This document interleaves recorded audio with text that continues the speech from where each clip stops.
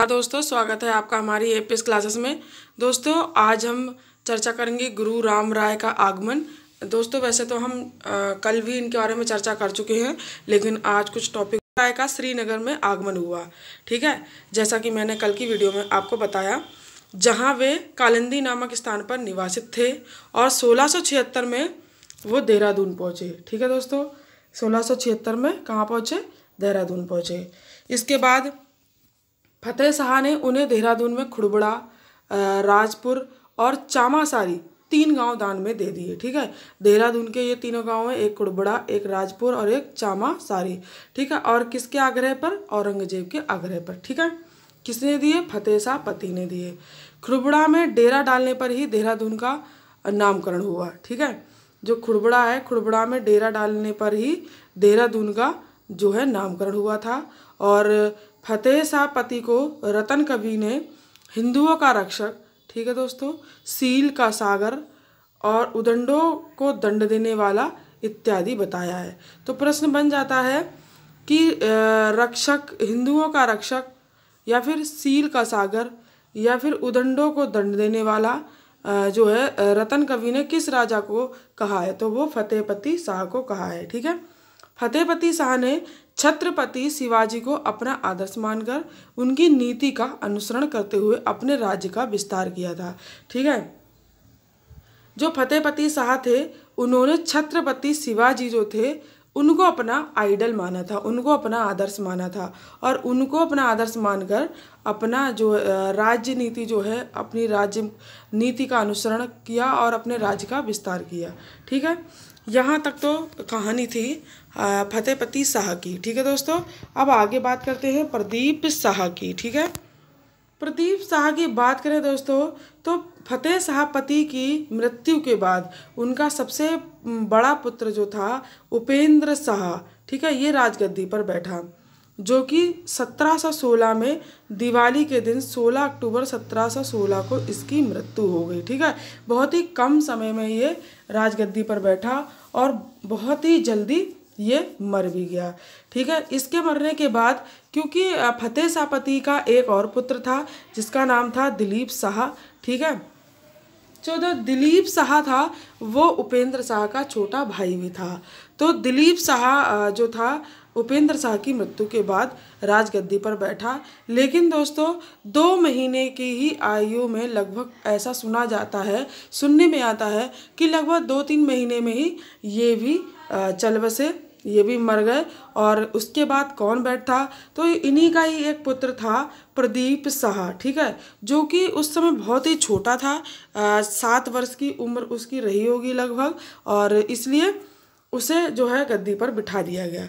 क्योंकि वो छोटा था तो संरक्षक की तो जरूरत पड़ेगी। ठीक है दोस्तों, तो जब वह बहुत छोटा था और इतनी छोटी उम्र में वह शासनकाल थोड़ा कर पाएगा, खेलने कूदने की उम्र थी उसकी, तो इसलिए राजमाता जिया कनक देई जो थी, कनक देई को उनकी संरक्षिका बनाया गया। ठीक है दोस्तों, कनक देई उनकी संरक्षिका बनी।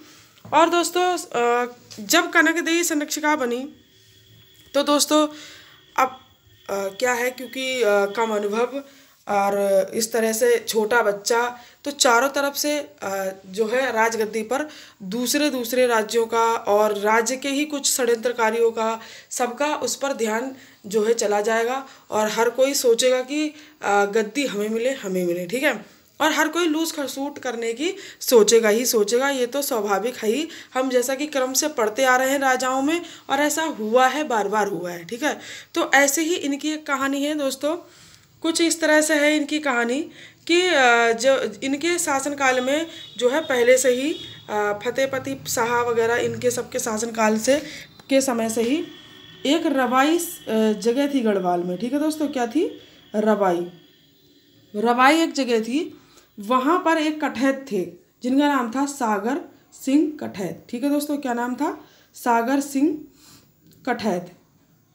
तो ये जो सागर सिंह कठैत थे, ये जो है वहाँ रवाई का, जो रवाई जगह थी, रवाई का क्या करते थे? टैक्स लिया करते थे, कर लिया करते थे। ठीक है दोस्तों, अब इनकी हो गई मृत्यु। ठीक है, किनकी? सागर सिंह कठैत की।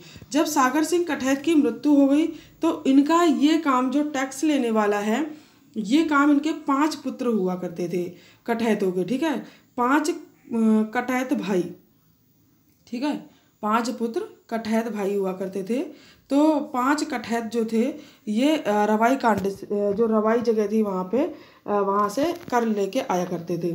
ये लोग जब कर देने राजमहल में आए और इन्होंने देखा, अरे ये तो इतना छोटा सा बच्चा है और ये एक महिला है, ठीक है, ये भी इतनी जानकार लग नहीं रही है। और जब इन्होंने जो उसकी राशि दी, धनराशि दी कर की, तो वो धनराशि भी कुछ इस तरह से ही लापरवाही से रख दी गई। तो जो है इन 5 भाइयों ने ये देखा कि हाँ भाई, कि किस तरह से ये शासनकाल जो है बहुत ढीला है, बहुत लचीला है और हम इसमें फ़ायदा उठा सकते हैं। एक तो इसकी जो संरक्षिका है वो भी इतनी नॉलेज नहीं है, उसे इतना अनुभव नहीं है, और महिला है कमज़ोर सी, और जो इसका राजा है वो तो छोटा सा बच्चा है, उसे तो थप्पड़ मार के हम सिंहासन से हटा देंगे तो ही हट जाएगा, डर के मारे आँख दिखा देंगे तो ही डर जाएगा, डर के मारे भाग जाएगा, ठीक है। कहीं अंटी उंटी खेलते हुए, कहीं बैट बल्ला खेलते हुए मिल ही जाएगा और उठा ले जाएंगे उसे और कर लेंगे उसका क्या कहते हैं जो करना है सो। तो इस सोच से उन्होंने क्या करा, अब अगली बार से जो है कर देने आए भी नहीं, और वो कर देने आए नहीं और किसी ने पूछा भी नहीं कि कर आया, टैक्स वहाँ का रवाई का टैक्स आया या नहीं आया, किसको कहाँ कितनी फुर्सत थी और किसी को कहाँ इतनी नॉलेज थी, ठीक है। इस चीज़ का उन्होंने बहुत फ़ायदा उठाया 5 कठैत पुत्रों ने, ठीक है। अब क्या हुआ दोस्तों, अभी जो 5 पुत्र कठैत पुत्र थे, इनका लालच बढ़ता गया। इनका लालच इस हद तक बढ़ गया कि इन्होंने सोचा कि अरे जब हम एक छोटी सी जगह है रवाई, हम इससे लेते हैं कर, और तो हमारा मतलब इतना ज़्यादा कर मिलता है, हम कभी वो बन रहे हैं लखपति करोड़पति बन रहे हैं, क्यों ना हम पूरे गढ़वाल से कर लें, और पूरे गढ़वाल से कर जब लेंगे तो हम बहुत ज़्यादा वो बन जाएंगे, ठीक है। तो इसलिए इन्होंने क्या करा, जो है पांचों भाइयों ने इन्होंने क्या करा कि अब इनकी नज़र जो थी पूरे गढ़वाल पर पड़ गई और इन्होंने पूरे गढ़वाल पर कर लेना शुरू कर दिया, ठीक है दोस्तों। पूरे गढ़वाल का कर लेते रहे और अपनी जो है जो व्यवस्थाएं थी वो बढ़ाते रहे, अपना रहन सहन अच्छा कर लिया और खूब धन कमा लिया, ठीक है। 5 भाइयों ने खूब जम के धन कमाया। फिर इनका लालच और बढ़ गया, ठीक है। अब इनकी नज़र सीधे सिंहासन पर पड़ने लगी। इन्होंने कहा, सोचा कि अरे हम तो इतने पूरे गढ़वाल के राजा हम ही हैं और हम शासन कर सकते हैं, हम राजा बन सकते हैं, हम उनमें घमंड आ गया, ठीक है। फिर उन्होंने सोचा अरे ये छोटा सा बच्चा है, इसे तो हटा ही दे रहे हैं और इसे मार मूर के ख़त्म कर देंगे इसको साले को, और हम गद्दी पे बैठ जाएंगे, ठीक है। इस तरह से उन्होंने अपने दिमाग में योजना बनाई। लेकिन इन सब चीज, इनके षड्यंत्र की, इनकी योजनाओं की जानकारी जो है, सूचना जो है, वो कनक देवी को मिल गई, ठीक है। अब क्योंकि कनक देवी जो थी वो संरक्षिका थी किसकी, प्रदीप शाह की, ठीक है। तो कनक देवी कुछ अपने आप तो नहीं कर सकती थी, वह अपने आप को कमज़ोर समझती थी, पर कमज़ोर थी नहीं। अगर वो करना चाहती तो उसके हाथ में बहुत सारी शक्तियाँ थीं और वह बहुत शक्तिशाली बन सकती थी। तो इसलिए उसने एक जो कि पहले कार्य कर चुके थे और वो अब कार्य से उन्हें मतलब रिटायर कर दिया था, ठीक है। काफ़ी बूढ़े हो चुके थे, जो नैथानी थे, नैथानी को, पुनिया नैथानी को वापस बुलाया गया, ठीक है, जो कि नैथानी गांव में निवास करते थे, ठीक है। उन्हें वापस बुलाया गया और उन्हें पूरी घटना की सूचना दी गई कि ऐसी ऐसी बात है और ये है, और ये जो राजा हैं ये खतरे में पड़े हुए हैं और आप ही इनका कुछ करो, अब आपसे ही सहारा है, अब तो और कोई हमारा है नहीं, अब राजा इतना छोटा है और हमारे यहाँ कोई और पुरुष भी इतना एक्टिव नहीं है, अब बताओ हम क्या करें। तो उन्होंने कहा ठीक है, आप चिंता ना करें, अब हम इसको निर्धारण हम करेंगे।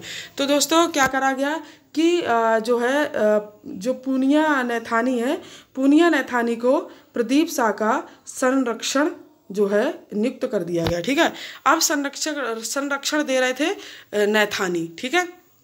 अब क्या हुआ दोस्तों कि इनके संरक्षण में प्रदीप शाह शासनकाल कर रहे थे। इन्होंने एक योजना बनाई और इनके जो अत्याचार थे वो बढ़ते जा रहे थे और बहुत ही ज़्यादा अराजकता फैला रहे थे ये 5 कठैत। तो उन्होंने सोचा अब इनका भी कोई उपचार करना चाहिए, ठीक है। तो क्या हुआ कि ये सीधे उनके दरबार में, सीधे उनके यहाँ पहुँच गए, 5 कठैतों के पास पहुँच गए।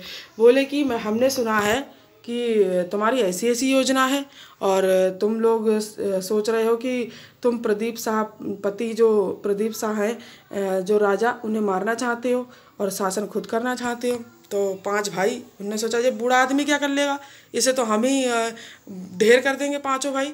उनने कहा हाँ बोल, हाँ हम ऐसा चाहते हैं, मारना चाहते हैं, बोल क्या कर लेगा तू बुढ़े, ऐसा है तू यहाँ से निकल ले, हम मारेंगे भी और गद्दी में बैठेंगे भी पांचों भाई। ठीक है, तो उन्होंने कहा अरे मैं भी तो यही चाहता हूँ, मैं कौन सा मैं इसीलिए तो आया हूँ क्योंकि मैं भी तुम्हारे साथ हूँ, मैं भी तुम्हारी योजनाओं में तुम्हारा साथ दूंगा और मैं भी राजा को उसको मारना चाहता हूँ। मैंने भी देखो इतनी सेवाएं करी, इतना सेवाएं दी, ये दिया वो दिया, और इतने साल तक मैंने जो है पवार शासकों को की सेवा करी, लेकिन मुझे क्या मिला बदले में, मुझे भी कुछ ना कुछ मिलना चाहिए, तो इसलिए मैं तुम्हारा साथ दूंगा प्रदीप शाह को मारने में। ठीक है, तो उसने अपना विश्वास जीत लिया।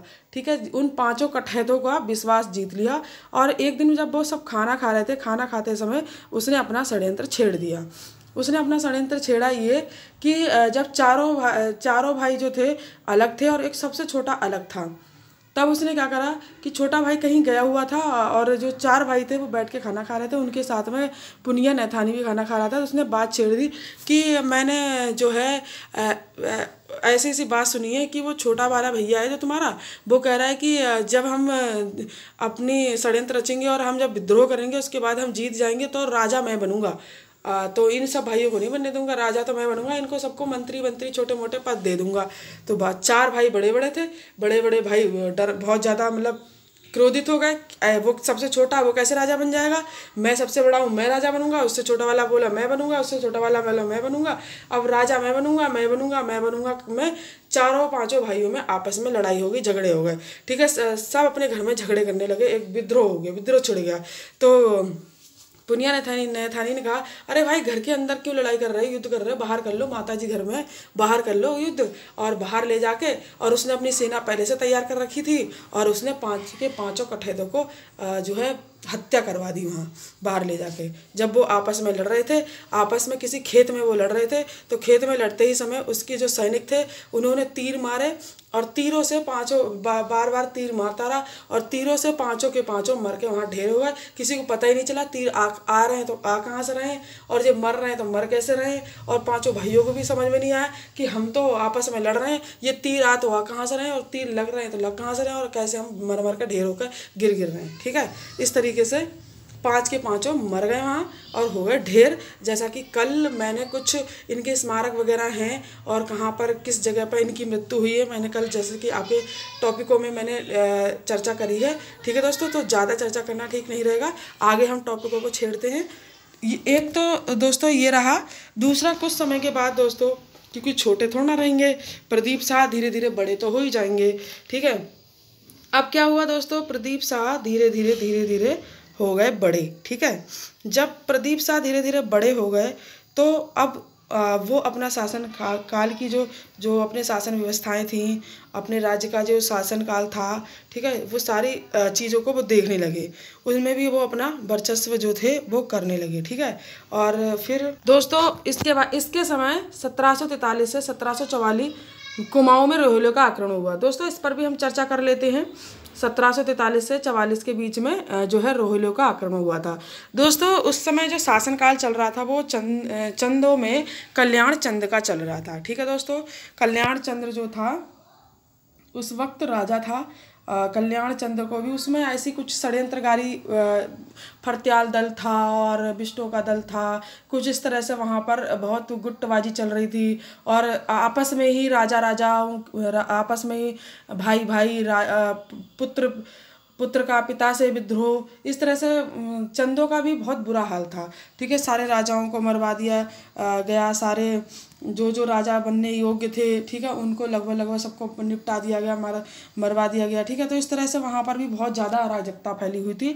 उसी बीच एक नेपाल से लाकर कल्याण चंद्र नाम का एक राजा था जो कि एक मजदूरी दिहाड़ी वगैरह करता था। ठीक है, नेपाल में अपना जीवन यापन कर रहा था, उसे वहाँ से उठा के लाके और जो है चंदों की गद्दी पे बिठाया गया। ठीक है, तो कल्याण चंद जो था उस वक्त राजा था। और उसके वक्त दोस्तों जो रोहिल थे, रोहिलों ने 2 बार आक्रमण किए थे, ठीक है। और दोस्तों रोहिलों के आक्रमण में रोहिलों ने इस तरह आक्रमण किया कि पूरा कुमाऊँ लूट खसूट लिया और लूट खसूट करके उन्होंने बिल्कुल खाली कर दिया। और इस तरह से करा कि कल्याण चंद्र को के पीछे लग गए रोहिल, ठीक है। और पीछे भागते भागते भागते भागते कल्याण चंद्र भी शरण लेने भागा, तो कहाँ गढ़वाल की ओर भाग रहा, श्रीनगर की ओर भाग रहा। और इसने बिल्कुल जो रोहिल थे, रोहिलों को रास्ता दिखा दिया पूरा गढ़वाल तक का। अब प्रदीप शाह को डर था कि कहीं ये राजधानी ना पहुंच जाए। प्रदीप शाह को खबर लगी, प्रदीप शाह ने वहीं रास्ते में जाके वहीं इसको रोक दिया, ठीक है। वहीं प्रदीप शाह ने रोक दिया और ये रास्ते में रुक गया, ठीक है। अब ये रास्ते में जब वहाँ रुक गया तो प्रदीप शाह की सेना एक तैयार करी, प्रदीप शाह ने अपनी सेना तैयार करी और कल्याण चंद्र की भी सेना जो थी वो तो थी, ठीक है। दोनों की सेनाएं तैयार हुई, इन्होंने एक प्लान बनाया पूरा और प्लानिंग के साथ जो है रोहिलों के साथ युद्ध लड़ा। लेकिन फिर भी ये लोग हार गए और ऐसा सुना जाता है कि लगभग 1000 से ऊपर स्त्रियों को इन्होंने बंदी बना लिया था रोहिलों ने। और वो उनको लेकर जा रहे थे, उन स्त्रियों को भी लेकर जा रहे थे रोहिल, और पूरा खजाना उन्होंने लूट लिया था। और लूट खसूट मंदिरों के सोने चांदी सब पूरा खाली कर दिया, कतई कुछ नहीं बचाया, ठीक है। एक अठन्नी तक नहीं बचाई, 2 रुपए तक नहीं बचाए, सब ले गया खसूट, लूट खसूट करके। और राजा वैसे ही जो बेवकूफ़ था, कुछ ज़्यादा कमाया भी नहीं इसने, शराबी कबाबी इस तरह का राजा था। और मजदूर धतूर, इसको इतनी नॉलेज भी नहीं थी कि राज्य में कैसे पैसे कमाए जाते हैं। तो बिल्कुल बेचारा गरीब राजा था और जो थोड़ा बहुत धन था वो भी रोहिलों ने सब लूट खसूट लिया, ठीक है। इसके पास बचा कुछ नहीं, ये बिल्कुल खाली हो गया राजा, ठीक है। तब क्या था, प्रदीप शाह जो था, प्रदीप शाह ने पहले तो इसकी जान बचाई, इसे रास्ते में रोका, वहाँ शरण दिलवाई, कुछ दिनों तक ये छुपा रहा अपनी रानियों के साथ। और फिर उसके बाद इसके साथ सेना तैयार करी और सेना तैयार करके युद्ध लड़ा। युद्ध लड़ने के बाद भी दोनों हार गए। और उसके बाद जो है रोहिलों के बीच में और जो है कुमाऊँ के राजा चंद का जो कल्याण चंद है, इनके बीच में एक संधि हुई और उस संधि से समझौता हुआ। उस संधि में क्या था, 3 लाख रुपया देने थे और राजा इतना गरीब था कि इसके पास 3 लाख रुपया भी नहीं थे। और जो प्रदीप शाह थे, प्रदीप शाह ने इनकी मदद की थी 3 लाख रुपये देकर, तब इनका जो है निपटारा करवाया था। और रोहिल जो थे 3 लाख रुपये लेकर गए, तब उन्होंने कुमाऊँ को छोड़ा था, ठीक है। तो इस तरीके से इन्होंने प्रदीप शाहपति जो थे, प्रदीप शाहपति ने जो है कुमाऊँ के राजा की मदद करी थी, ठीक है। और उस वक्त इनके समय पर, इनके शासनकाल पर जो है बहुत ही अच्छे संबंध जो है माने जाते हैं कुमाऊँ के और गढ़वाल के, ठीक है दोस्तों इसके बाद यह उत्तराखंड का इतिहास का पहला वाकया है जब गढ़वाल एवं कुमाऊँ की संयुक्त सेनाओं ने रोहिलों के विरुद्ध लड़ाई लड़ी थी। दोस्तों ये पहली बार ऐसा हुआ था जब रोहिलों के साथ जब युद्ध हुआ था, ठीक है। बरेली के जो रोहिल थे उनके साथ जब युद्ध हुआ था कुमाऊँ का, तो ये पहली बार ऐसा हुआ था कि जब कोई गढ़वाली सेना और कुमाऊँ की सेना एकजुट होकर किसी तीसरी सेना से लड़ाई लड़े, ठीक है। तो इतिहास में ऐसा पहली बार हुआ था। और 1757 में रोहिला सरदार नजीब खान ने दून क्षेत्र में आक्रमण कर विजय प्राप्त कर ली। अब दोस्तों अब क्या था, होना तो था ही दोस्तों ऐसा। अब दोस्तों क्या हुआ कि जब एक राजा है, कुमाऊँ का राजा है, वो बिल्कुल भुखारी है, इसके पास कुछ है भी नहीं और ऐसी कंडीशन भी नहीं है कि ये जो है इतने अच्छे ज़्यादा पहले के जो राजा देखे जाए राजाओं के क्रम, तो उन राजाओं के क्रम में पहले कुमाऊँ और गढ़वाल के राजाओं में इतनी ज़्यादा अच्छे संबंध भी नहीं थे। हमेशा इन दोनों में मनमुटाव रहता था, लड़ाई झगड़े रहते थे, एक दूसरे के लिए कब्जा करने पे लगे रहते थे, छोटे छोटे क्षेत्रों पर युद्ध किया करते थे, ठीक है। युद्ध वगैरह हुआ करते थे, यही सब चल रहा था। लेकिन इसके बावजूद भी प्रदीप शाहपति ने जो है मदद करी। एक तो उनके सेना के साथ अपनी सेना को ले जाकर एकजुट होकर लड़ाई लड़ी रोहिलों से, और उसके बाद जब हार गए तो संधि करी और संधि की रकम भी प्रदीप शाह ने भरी। तो भैया रोहिलों को तो लालच आना ही आना था। रोहिलों ने सोचा भाई इससे हमने तो बहुत गलत जगह युद्ध लड़ा, यहाँ तो कुछ है ही नहीं, खाली ठन गोपाल हैं, ये भिखारी हैं, कंगाल हैं। हम जो धनवान आदमी है वो प्रदीप शाहपति है, गढ़वाल में इसका मतलब बहुत बहुत पैसा है। जो आदमी जिसे पता है कि ये आदमी इसका पैसा पता नहीं वापस करेगा भी या नहीं करेगा, ठीक है, और फिर भी इसने बिना सोचे समझे सीधे 3 लाख रुपए की रकम उठाई और दे दी। उस जमाने में 3 लाख की रकम बहुत ज़्यादा मानी जाती थी। आज के ज़माने के अपेक्षा उस जमाने में 3 लाख की रकम अरबों खरबों के बराबर थी, ठीक है। तो उन्होंने सोचा कि ये बताओ 3 लाख की रकम मतलब ऐसे बिना सोचे समझे दे दी, मतलब गढ़वाल में बहुत पैसा है। उसके बाद उन्होंने सोच समझ के यहाँ से तो चले गए, कुमाऊं छोड़ के चले गए, वो संधि करके 3 लाख की रकम लेकर चले गए यहाँ से, अपनी सेनाओं को लेकर सारी चीज़ें छोड़ छाड़ के चले गए। फिर जो है कल्याण चंद्र जो था तो पुनः उसका राज्याभिषेक करवाया, पुनः उसे गद्दी पर बिठवाया और पुनः उसे जो है राजा बनवाया, ठीक है। उसको राजा बनाने में पूरी मदद जो थी वो प्रदीप शाह पति की ही थी, ठीक है। इसके बाद क्या था, रोहिल यहाँ से चले गए और प्लानिंग करने लगे ऐसा कब करेंगे हम कि हमें गढ़वाल पर भी आक्रमण करना है और गढ़वाल को हमें जीतना है, क्योंकि गढ़वाल में जितना पैसा है उतना कुमाऊं में है नहीं, कुमाऊं तो कभी कंगाल है, ठीक है। उन्होंने पूरी प्लानिंग करी और 1757 ईस्वी में रोहिल के जो सरदार था नजीब खां, ठीक है, तो नजीब खां ने जो है दून क्षेत्र पर आक्रमण कर दिया और उससे जीत भी लिया दोस्तों, ठीक है। दोस्तों इसके बाद क्या हुआ, 1770 में गढ़वाल में पुनः शामिल हो सका, ठीक है। जो दून था वो 1757 में उन्होंने जीत लिया था और इसके बाद 1770 में ही जो है पुनः शामिल हुआ दोस्तों। और देहरादून के धामूवाला, मियांवाला, पंडितवाड़ी तथा भूपतवाला ग्राम सिख मंदिर को दान स्वरूप कर दिए गए थे, ठीक है।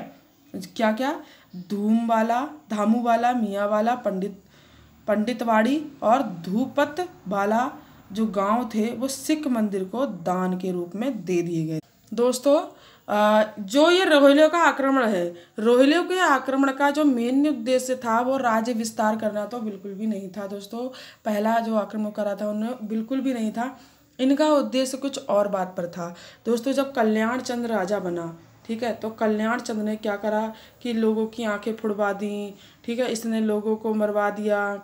जो भी इसे लगा कि ये खतरे से हैं, खतरे जो राजा बनने योग्य है, राजा जो विद्रोह करेंगे, ठीक है, उनको सबको मरवा दिया। फड़त्याल दल वाले जो फड़त्याल दल के लोग थे उन्हें मरवा दिया, ठीक है। तो उन्हीं में से एक जो फड़त्याल दल का सदस्य था, फड़त्याल दल का सदस्य बरेली में जाके जो रोहिला थे, तो रोहिलों के पास जाके वहाँ पर एक जो थे अली अहमद खां, उनके पास जाके उसने शरण ले ली। किसने? फड़त्याल दल का एक सदस्य था उसने, ठीक है।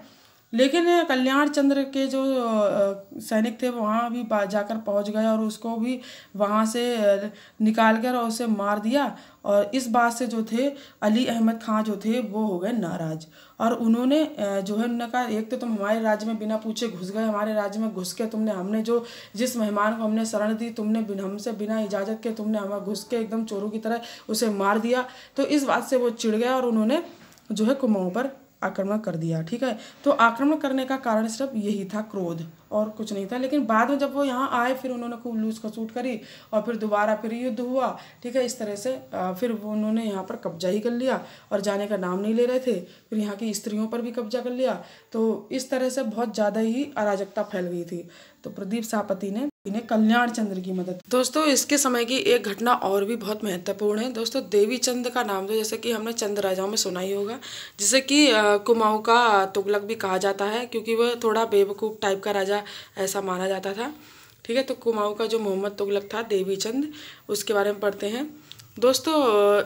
जो जब राजा बने थे प्रदीप शाहपति बहुत ही कम उम्र के थे, 7 वर्ष की उम्र के थे। उधर कटहतों की नज़र थी राजगद्दी पर, इधर देवी चंद की। तो देवी चंद ने, लोगों ने कहा, अरे तू तो ऐसा ही है, ये है वो है सो है, और तेरे जो पापा थे, तेरे जो पूर्वज थे, तेरे पूर्वजों ने लड़ाई लड़ी और श्रीनगर जीत लिया और तुझसे श्रीनगर वापस भी नहीं लिया जा रहा है। तो अपना श्रीनगर ही वापस लेके दिखा, या कुछ गढ़वाल पर अपना कब्जा कर, कुछ क्षेत्र को कब्जा, ठीक है। कुछ तो करता नहीं। कुछ लोगों ने इस तरह से ताने तूने कस दिए होंगे। तो फिर राजा ने कहा, अच्छा ठीक है, ऐसी बात, मैं अब जाके श्रीनगर जीत कर ही लेकर आऊँगा, ठीक है। और इसने बहुत प्रण ले लिया कि नहीं, अब मेरा प्रण है और मैं प्रण करता हूँ और मैं क्या बोल कसम खाता हूँ और मैं वापस तभी आऊँगा जब श्रीनगर जीत कर आऊँगा। ठीक है, तो अब भैया ये इतनी बड़ी बड़ी बातें अपनी प्रजा के सामने बोल कर आया था और इसने जो है कर दिया, युद्ध कर दिया। उस समय संरक्षण जो दे रहे थे वो नैथानी दे रहे थे। ठीक है, पुरिया नैथानी जो थे वो संरक्षण दे रहे थे और जो राजा थे प्रदीप सापति वो बहुत छोटे थे उम्र में, तो इसलिए वो संरक्षण दे रहे थे। जब उन्हें पता चला कि देवीचंद आ रहा है तो उन्होंने अपनी सेना तैयार करी और युद्ध लड़ा। ठीक है, और युद्ध लड़ा, दो युद्ध लड़े गए, एक रड़ाई का युद्ध और एक रणचूला हाट का युद्ध। ठीक है, तो सॉरी गड़ाई का युद्ध और रणचूला हाट का युद्ध। तो दोस्तों जो गड़ाई का युद्ध था, गड़ाई का युद्ध जो लड़ा गया तो ये भी लगभग 1723 के आसपास ही लड़ा गया था। ठीक है दोस्तों, तो ये युद्ध जो लड़ा गया था ये नैथानी जो पुनिया नैथानी थे, पुनिया नैथानी और देवीचंद के बीच में हुआ। ठीक है, और इस युद्ध में बुरी तरीके से हराया देवीचंद को और मार मूर के और इन्हें वापस आना पड़ा। तलवारें हट गई तो उन्होंने हाथ से भी खूब पिटाई लगाई नैथानी ने और थप्पड़ थप्पड़ लाते घुसे खूब मारे और मार मूर के भगा दिया और वहाँ से मैदान छोड़कर भागे ये। जब ये मैदान छोड़कर भागा वहाँ से तो अब रास्ते में ही पता चल गया कि इसके पूरे जो राज्यकाल था, इसके राज्यकाल में फैल गई बात कि राजा तो हार के आ गया, मुंह काला करके आ गया, कसम खा के गया, प्रण लेकर गया कि मैं ये करूँगा, मैं वो करूँगा और करके कुछ नहीं आया, पिट पिटा के वापस आ गया है।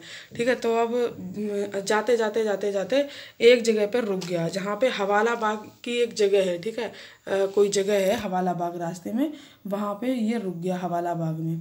हवाला बाग में से इनने अपना एक सैनिक लिया, उससे कहा जा तू ऊपर बैठ जाके, पहाड़ी वाला क्षेत्र था, उससे कहा तू जा ऊपर बैठ जाके, उसे ऊपर बैठा दिया ये कुर्सी पे और वहाँ कुर्सी पे बिठा के और उसकी हत्या कर दी और बोला मतलब ऐसे छोटा सा युद्ध लड़ा। वो बेचारा इसका सैनिक वो इसके सामने क्यों लड़ने वाला, वो बेचारा मर गया, उसे मार दिया और कहा कि देखो ये अब बोलोगे कि ये छोटा मतलब छोटा सा था, उम्र में छोटा था इसकी सैनिक का। बोला कि देखो अब किसी ने देखा थोड़ा ना है कि प्रदीप शाह कौन है, क्या है, कितनी उम्र है, कितना छोटा है, तो अब देखो सब लोग ये समझ लो कि ये प्रदीप शाह था जो कि श्रीनगर का राजा था और मैंने इसे मार दिया, मैं युद्ध जीत गया हूँ, यही बात फैलनी चाहिए पूरे उसमें। अब फिर बात फैल गई। ठीक है, फिर बात है तो राज्यकाल में फैल गई, अरे राजा ने तो श्रीनगर जीत लिया और श्रीनगर जीत कर अपने अधीन कर लिया है और जो क्या कहते हैं वहाँ का जो राजा है उसे मार दिया, उसकी हत्या कर दी है। ठीक है, बहुत दिनों तक यही खबर जो थी वो फैली रही राज्यकाल में, बहुत दिनों के बाद असलियत पता चली। ठीक है, और जो वहाँ तो ऐसा पागल राजा था ये। ठीक है, कौन, देवीचंद। ठीक है, तो मतलब प्रश्न बन जाता है कि देवीचंद के साथ कौन कौन से युद्ध हुए, तो एक गड़ाई का युद्ध हुआ है, जो गड़ाई तक ही पहुंच पाया था ये, तो वहाँ गड़ाई में युद्ध हुआ था, तो ये एक तो गड़ाई का युद्ध हुआ है और दूसरा रणचूला हाट का युद्ध हुआ है। ठीक है, काय का युद्ध हुआ है, रणचूला हाट का, और दोनों ही लगभग 1723 के आसपास हुए हैं। ठीक है दोस्तों, चलिए दोस्तों आगे बढ़ते हैं, बात करते हैं दोस्तों। जो इसके समकालीन की बात करी जाए तो इसका जो समकालीन था वो एक तो कल्याण चंद था, दूसरा इसका दीपचंद था। ठीक है दोस्तों, दीपचंद के साथ भी एक बार इसका युद्ध हुआ है और जैसा कि हमने चंद काल में पढ़ा भी था, जिससे कि हम बोल सकते हैं तामा डौंड का युद्ध। ठीक है, जो दीपचंद के साथ जो युद्ध हुआ था वो हुआ था तामा डौंड का युद्ध। ठीक है, टामा डाउन का युद्ध हुआ था जिसके साथ दीपचंद के साथ, कुमाऊं के राजा के साथ, और ये मतलब कुमाऊं के साथ हुआ था और उसका जो नेतृत्व किया था वो शिवदेव जोशी ने किया था। ठीक है, जो हरकदेव जोशी के पिता थे शिवदेव जोशी, उन्होंने किया था। और ये दोस्तों जब हुआ था, ये कितने सन में हुआ था, ये जून में हुआ था, 1755 ईस्वी में हुआ था। ठीक है, और गढ़ सेनापति था इसमें, गढ़वाल का सेनापति था इसमें, नरपति गुलेरिया था इसमें। मतलब इस युद्ध के मध्य में जो ये युद्ध हुआ था वो किस किस के बीच हुआ था। शिवदेव जोशी जो थे कुमाऊं के साइड से थे, गढ़वाल के सेनापति थे, नरपति गुलेरिया था और प्रदीप शाह जो थे वो वो थे, ठीक है। तो प्रदीप शाह को कुमाऊनी सेना ने घेर लिया था और लूटपाट मचाई थी, ठीक है, इस युद्ध में, ठीक है दोस्तों, जिस वजह से प्रदीप शाह जो थे यहाँ से भाग गए थे और अपने गढ़वाल वापस भाग गए थे, ठीक है दोस्तों। तो प्रश्न बन जाता कभी कभी कि तामा डौंड का युद्ध जो है वो किस किस के बीच हुआ, तो वो प्रदीप शाह पति के मतलब गढ़वाल और कुमाऊं के बीच हुआ, ठीक है, प्रदीप शाह पति के बीच और जो दीपचंद था उसके बीच, ठीक है। उसका नेतृत्व किया था शिवदेव जोशी ने, ठीक है दोस्तों। और यहाँ से गढ़वाल के सेनापति जो नरपति गुलेरिया थे उनने किया था। जो युद्ध हुआ था वो शिवदेव जोशी और गढ़वाल के जो सेनापति थे नरपति गुलेरिया उनके मध्य हुआ था, ठीक है दोस्तों। अगर प्रदीप शाह के बारे में बात करी जाए तो प्रदीप शाह के अगर समकालीन की बात करें दोस्तों, तो उस वक्त लगभग औरंगजेब जो थे लगभग गद्दी से हट चुके थे और फिर उनके ही बहादुर शाह और दुनिया भर के जो राजा थे उनके वंश के ऐसे ही बेकार हो गया था। दिल्ली में भी कुछ बचा नहीं था, दिल्ली का शासनकाल भी लचीलापना हो गया था वहाँ पर भी, ठीक है। तो यहाँ जो कुमाऊँ थी, कुमाऊँ में भी ज़्यादा कुछ नहीं रहा था, कुमाऊँ में भी दीपचंद हुए, फिर दीपचंद के बाद जो मतलब दीपचंद थे और कल्याण चंद थे, ठीक है, इनके समकालीन, ठीक है दोस्तों। पहले कल्याण चंद फिर दीपचंद। दोस्तों बात करें अगर इनके शासनकाल की, तो इनका शासनकाल जो था गढ़वाल, अगर पवार राजाओं की बात करें तो पवार राजाओं में सबसे ज़्यादा जो शासनकाल था वो प्रदीप शाह पति का ही था। सबसे लंबे टाइम तक शासन किया था तो वो प्रदीप शाह पति ने ही किया था, ठीक है दोस्तों। इसने प्रदीप शाह पति ने, ठीक है, सबसे लंबे टाइम तक शासन किया था। तो प्रश्न कभी बन जाता है कि पवार शासकों में सबसे लंबे समय तक शासन जो है वो किस राजा ने करा, तो वो प्रदीप शाह पति ने करा, ठीक है दोस्तों। प्रश्न ये भी बन जाता है कभी कभी दोस्तों, सबसे जो मेन बात है वो ये है कि कुमाऊँ और गढ़वाल के थे उस इनके समय पर बहुत अच्छे संबंध थे, ठीक है दोस्तों। शुरुआती जो इनके शुरुआती शासनकाल रहा, उस शुरुआती शासनकाल में इनके बहुत ही अच्छे संबंध रहे कल्याण चंद के समय पर। और दोस्तों अगर बात करी जाए इनके समय पर राज कवि भी हुआ करते थे, तो जो प्रदीप शाह के दरबारी कवि थे उनका नाम था मेधाकर, ठीक है दोस्तों। क्या नाम था? मेधाकर, ठीक है। कौन थे वो? दरबारी कवि थे, प्रदीप शाह पति के दरबारी कवि। कभी कभी प्रश्न बन जाता है कि मेधाकर किसके दरबारी कवि थे या प्रदीप शाह पति के कौन दरबारी कवि थे, तो वो थे मेधाकर, ठीक है। कौन थे? मेधाकर, ठीक है दोस्तों इसके अलावा कभी कभी प्रश्न यही बन जाता है कि एक प्रदीप रामायण ग्रंथ लिखा गया था, ठीक है। प्रदीप शाह पति के समय पर एक प्रदीप रामायण ग्रंथ लिखा गया था। एक पुस्तक का नाम है प्रदीप रामायण ग्रंथ, ठीक है दोस्तों। तो प्रदीप रामायण ग्रंथ जो पुस्तक है ये किसके द्वारा लिखी गई है? ये भी दोस्तों मेधाकर के द्वारा लिखी गई है, ठीक है दोस्तों। किसके द्वारा लिखी गई है? मेधाकर के द्वारा लिखी गई है। दोस्तों एक प्रश्न और बन जाता है कि मोलाराम को संरक्षण किसने दिया था? तो मोलाराम को संरक्षण जो है वो प्रदीप शाह पति ने दिया था। जो मोलाराम थे, मोलाराम जो थे, मोलाराम प्रदीप शाह पति के दरबार में ही थे, ठीक है। इनको संरक्षण इन्होंने ही दिया था। दोस्तों प्रदीप शाह के जो मंत्री थे उनका नाम था चंद्रमणि डंगवाल, ठीक है। क्या नाम था? चंद्रमणि डंगवाल। जो इनके जो प्रदीप शाह के मंत्री थे, ठीक है, कौन थे? मंत्री, उनका नाम था चंद्रमणि डंगवाल, ठीक है दोस्तों।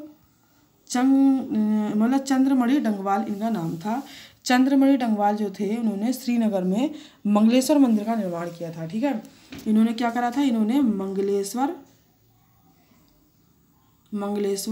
मंदिर का निर्माण किया था। कभी कभी प्रश्न बन जाता है कि गढ़वाल में पवार शासकों के समय चंद्रमणि डंगवाल ने कौन से मंदिर का निर्माण किया था? तो वो मंगलेश्वर मंदिर का निर्माण किया था श्रीनगर में, ठीक है दोस्तों। और कभी कभी प्रश्न बन जाएगा कि मंगलेश्वर मंदिर का निर्माण किसने किया था? तो वो चंद्रमणि डंगवाल ने किया था। चंद्रमणि डंगवाल के द्वारा कहाँ पर मंगलेश्वर मंदिर का निर्माण किया गया? तो श्रीनगर में किया गया। कुछ भी प्रश्न बन सकता है, ठीक है दोस्तों राजा प्रदीप सिंह जो थे, प्रदीप शाह थे, प्रदीप शाह के शासनकाल का एक सिक्का है दोस्तों। क्या है? सिक्का, ठीक है। एक सिक्का है प्रदीप शाह के शासनकाल का वो दोस्तों आज भी लखनऊ के म्यूजियम में उपलब्ध है। ठीक है दोस्तों, कहाँ? लखनऊ के म्यूजियम में। ठीक है, कहाँ पर? लखनऊ के म्यूजियम में उपलब्ध है। ठीक है दोस्तों। दोस्तों प्रदीप सहापति की जो मृत्यु हुई थी, मतलब कुछ इतिहासकारों का मानना है कि उनकी मृत्यु लकवा के कारण हुई थी। ठीक है दोस्तों, काय के कारण हुई थी? मृत्यु लकवा के कारण हुई थी। ठीक है, काय के कारण हुई थी? लकवा के कारण हुई थी।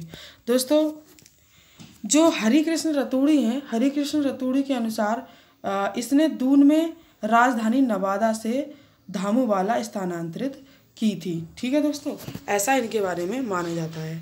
ठीक है दोस्तों, कल मिलते हैं अगली वीडियो के साथ। तब तक के लिए नमस्कार। वीडियो अगर आपको अच्छी लगी हो, पसंद आई हो, तो वीडियो को लाइक करें, सब्सक्राइब करें चैनल को, जिससे कि मैं जो भी वीडियो डालूं वो आप तक पहुंच सके और आप उसका लाभ उठा सकें। जैसा कि अभी बहुत सारे जो हैं परीक्षाएं भी लग गई हैं, जिस कारण मेरी जो वीडियो हैं वो आपके लिए बहुत ही हेल्पफुल होंगी। ठीक है दोस्तों, धन्यवाद।